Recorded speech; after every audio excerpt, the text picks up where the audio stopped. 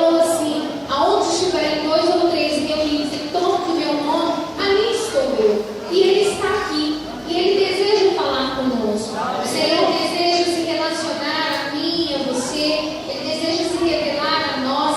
E eu gostaria que você abrisse a sua Bíblia comigo num texto muito conhecido por nós, que é o Salmo 23. Salmo 23, versículo 1, em nome de Jesus.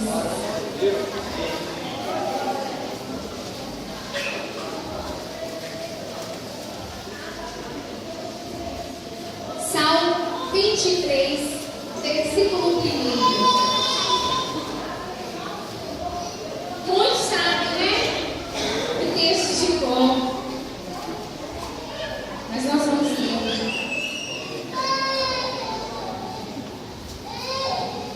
Todos acharam? Amém. A palavra do Senhor diz: o Senhor é o meu pastor, nada me falta. Deitar-me faz em pastos verdejantes, guia-me mansamente a águas tranquilas, refrigera minha alma, guia-me pelas veredas da justiça, por amor do seu nome. Ainda que eu ande pelo vale da sombra e da morte, não temeria mal algum, porque tu estás comigo, a tua vara e o teu cajado me consolam. Preparas uma mesa perante mim, na presença dos meus inimigos. Unges a minha cabeça com óleo e o meu cálice transborda.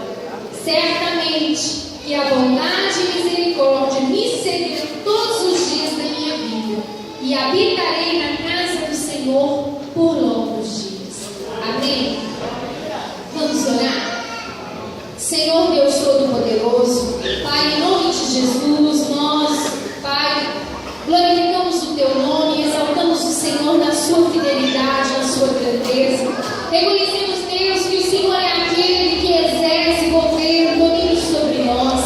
E nessa hora, Pai, nós pedimos ao Senhor, ó Deus, que venha, Pai, cultivando os nossos corações, a nossa vida. Ó Pai, de uma forma íntima e profunda, nos levando, Pai, a um nível mais profundo de conhecimento, Pai, da Tua bondade, da Tua misericórdia. Espírito Santo de Deus, nesta hora, nos envolva através da Tua graça. Ó Pai, diante da cruz do Calvário, do alto preço que ali foi pago, ó Deus, nesta hora nós nos escondemos e fazemos, Pai, esta mensagem, a mensagem, Senhor, que nos liberta, a mensagem, Senhor, que tem o poder para transformar a nossa vida, pois a Tua palavra diz que o Senhor é o bom pastor, que dá a sua vida e a entregou pelas suas ovelhas. E nós, Senhor, nesta noite reconhecemos a nossa dependência pelo Senhor, reconhecemos as nossas limitações humanas. Ó Pai, sujeitamos as nossas vontades, Pai, na cruz do Calvário, para que acima de todas as coisas seja feita e manifesto a nós a vontade do Senhor, pois a Tua palavra diz que ela é perfeita e agradável, Senhor. Nos leve nesta noite a experimentar o Senhor, a novidade, ó Pai, que o Senhor tem. Nos leve, Senhor, nesta noite, Pai, a nos assentar nesta mesa, Senhor, aonde a Tua palavra diz, Pai, que o Senhor a prepara para que perante os nossos inimigos, Senhor, ó Pai, o Teu nome seja glorificado. E nesta noite nós rendemos, Pai, tributamos ao Senhor a glória, a honra e o louvor, porque só Tu és merecedor, digno de ser exaltado, em nome de Jesus. Eu gostaria que você glorificasse ao Senhor. Aleluia.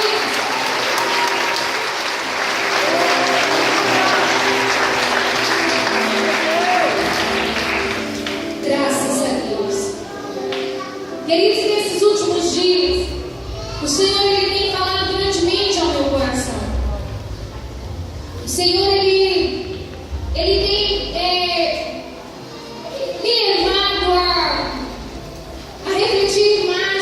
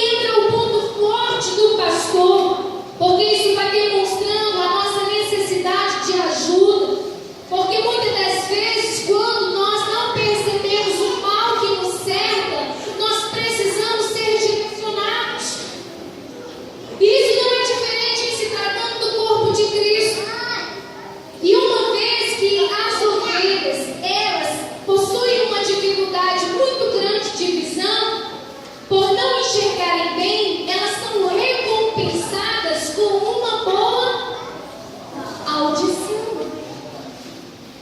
E elas conseguem discernir bem a voz do seu pastor. Por isso Jesus ele falou que as suas ovelhas reconhecem o quê? A sua voz. A sua voz. Ele não diz que as suas ovelhas reconhecem a sua fisionomia, mas ele diz que as suas ovelhas reconhecem a sua voz. Então tem pessoas que criam ovelhas e eles, na criação, eles cantam ou assoviam muito. Eles começam desde pequenininho cuidar daquela ovelha e eles passam a ter um tratar diferente. Quando aquelas ovelhas são soltas ali em meio ao pasto e o pastor dela chega e elas todas percebem e elas começam a se ajudar. Ela procura ouvir, direcionar-se. É tão tremendo porque o Senhor ele vai assim nos ensinando os detalhes, mas elas também, por não enxergarem bem e terem uma boa audição, elas caminham atrás do seu pastor. É por isso que o pastor ele sempre vai à frente da sua ovelha, porque elas não conseguem visualizar bem, mas escutam bem, e para que elas escutem precisa sempre ter alguém na sua frente as conduzindo e as guiando. Mas há uma outra característica, que elas vivem juntas. Por proteção, as ovelhas ficam próximas umas das outras, e pessoas que são ovelhas da igreja são fáceis de ser reconhecidas, porque elas não têm problemas de ficarem próximas umas das outras. Elas não se isolam, elas não ficam de atrito umas com as outras. As ovelhas que não ficam juntas umas das outras, porém, elas se tornam alvo fácil de predadores. Mas a palavra do Senhor vai trazendo uma outra característica que mais me impressiona na ovelha, é quando elas são levadas para o abate. E diferente de outros animais, a ovelha ela vai silenciosamente. E na hora exata do sacrifício, elas são silenciosas. Já viu matando um porco? Nossa, misericórdia. Parece que é o demônio. Sério, é espírito de porco mesmo. Terrível. Dá um desespero, dá uma agonia, chega a dar dó mesmo. Porque assim, é terrível. Tanto que ele grita assim. Mas a ovelha não, ela vai silenciosa. É como a ovelha da igreja que aceita a correção, que não murmura e se sacrifica em favor do bem. As ovelhas se adaptam a diferentes climas. Ela é encontrada nos 5 continentes e em regiões montanhosas, de mares, regiões desérticas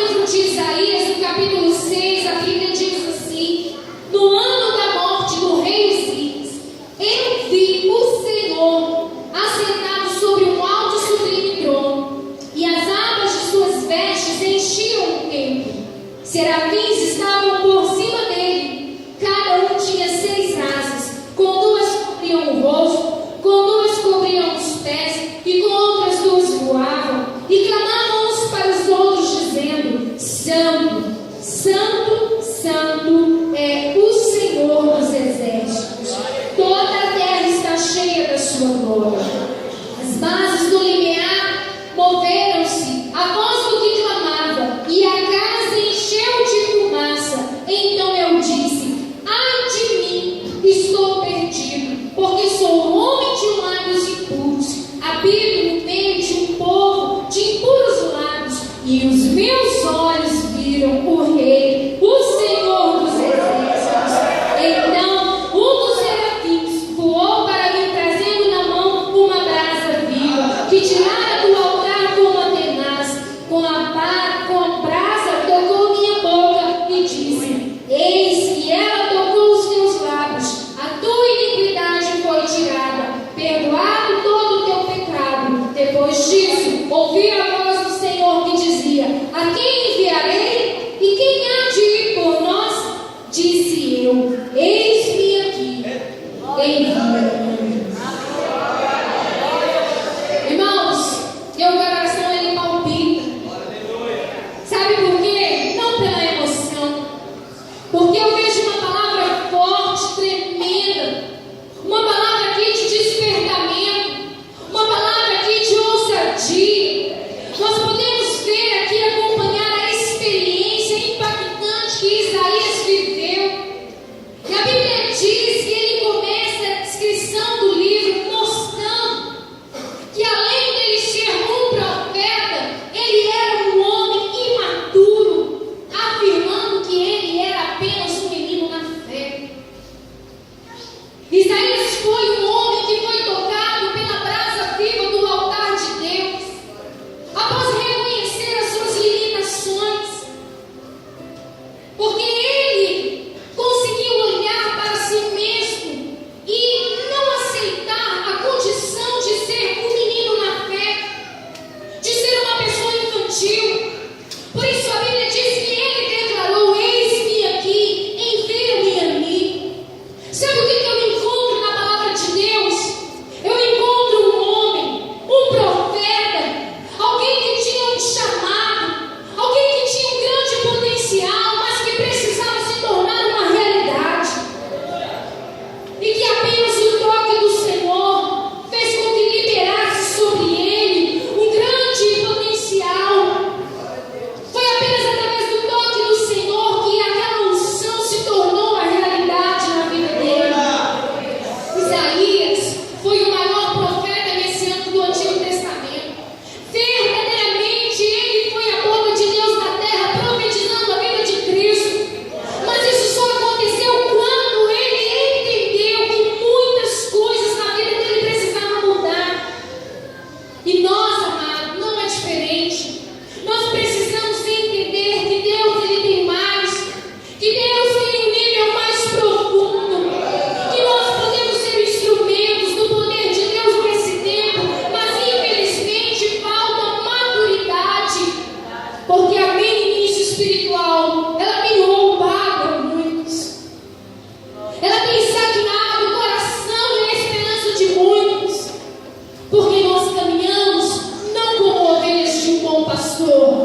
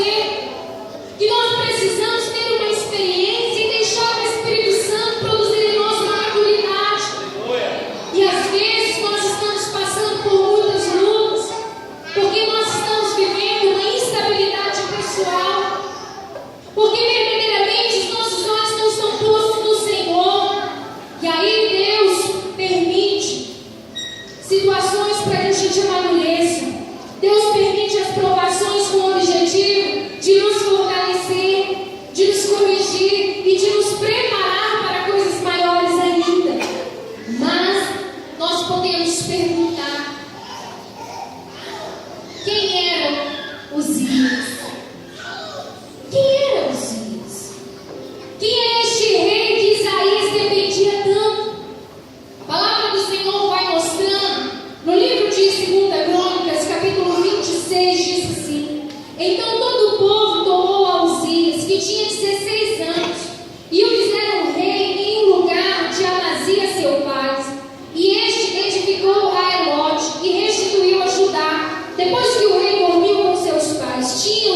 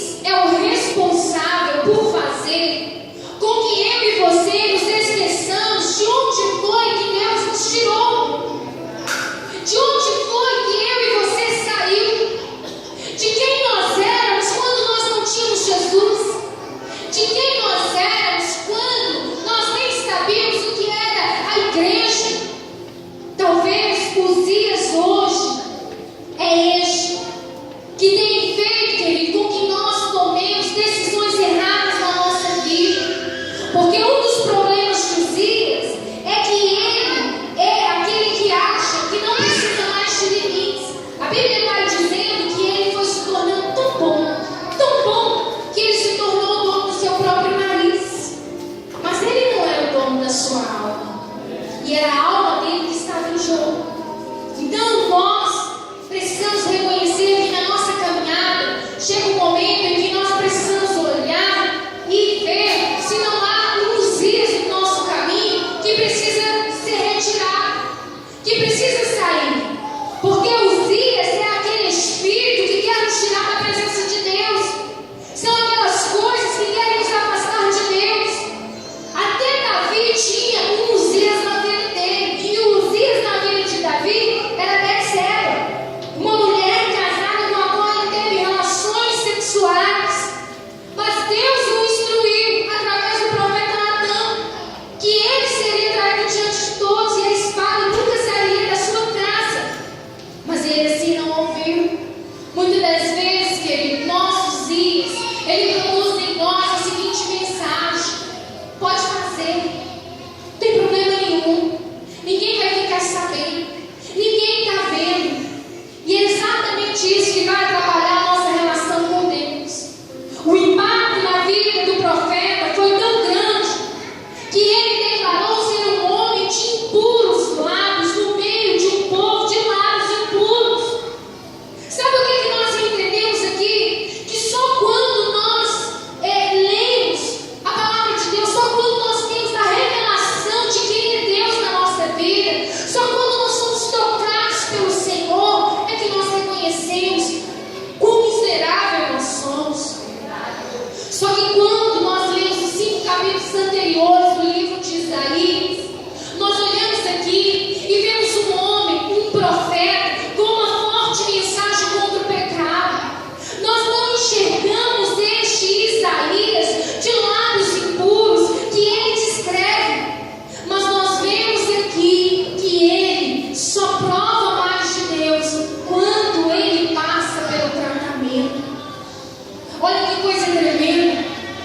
Pense você, um homem que havia profetizado contra o pecado duramente, e de repente, quando passa o tempo, ele chega ali e ele fala assim: opa, peraí, mas eu sou esse homem. Eu sou esse homem que está denunciando. Eu também preciso ser purificado. E a Bíblia vai dizendo que nós aqui, segundo a experiência deste homem, também precisamos ser experimentados.